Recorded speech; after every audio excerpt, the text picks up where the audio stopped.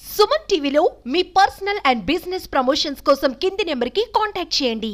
దేశవ్యాప్తంగా సంచలనం సృష్టించిన కోల్కతా వైద్యురాలి హత్యాచారం కేసులో దర్యాప్తు ముమ్మరంగా సాగుతోంది. తాజాగా కేసు మరో మలుపు తిరిగింది.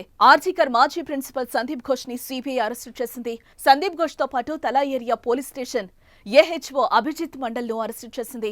ఎఫ్ఐఆర్ నమోదులో జాప్యం చేయడంతో పాటు సాక్ష్యాలను మాయం చేశారనే అభియోగాలను వారిద్దరిపై నమోదు చేయడం జరిగింది. అయితే వాస్తవానికి ఇటీవలే ఓసారి సందీప్ ఘోష్ ను సిబిఐ అరెస్టు చేసింది. అయితే కాలేజ్లో ఆర్థిక అవకతవకలకు పాల్పడ్డారనే అభియోగాలను అప్పట్లో నమోదు చేసింది.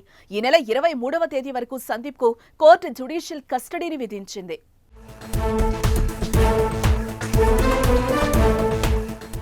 ఆర్జీకర్ హాస్పిటల్ ప్రిన్సిపల్ గా చేసిన సందీప్ ఘోష్ పై తీవ్రమైన ఆరోపణలున్నాయి.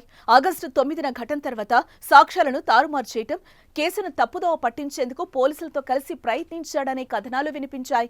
ఘటన మరుసటి రోజే సెమినార్ హాల్లో మరమ్మత్తు పనులు చేయాలని కోరుతూ బెంగాల్ ప్రభుత్వ ప్రజాపనుల విభాగానికి ఆనాడు కాలేజ్ ప్రిన్సిపల్ హోదాలో సందీప్ ఘోష్ లేఖ రాశారు.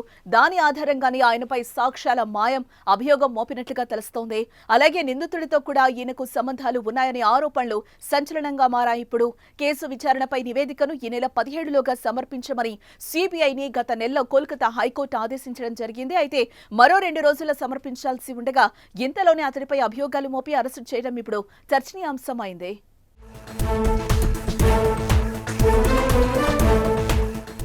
సందీప్ ఘోష్ అరెస్టుతో వైద్యులు సంబరాలు చేసుకున్నారు. సాక్ష్యాలను తారుమారు చేసిన మాజీ ప్రిన్సిపల్ సందీప్ ఘోష్ తలా పోలీస్ స్టేషన్ ఇన్ఛార్జ్ అధికారి అభిజిత్ ను ముందు నుంచి అరెస్టు చేయాలని డిమాండ్ చేస్తున్నామని, తాజాగా అరెస్టు చేయడంతో కేసులో కీలక పరిణామమని వైద్యులంటున్నారు.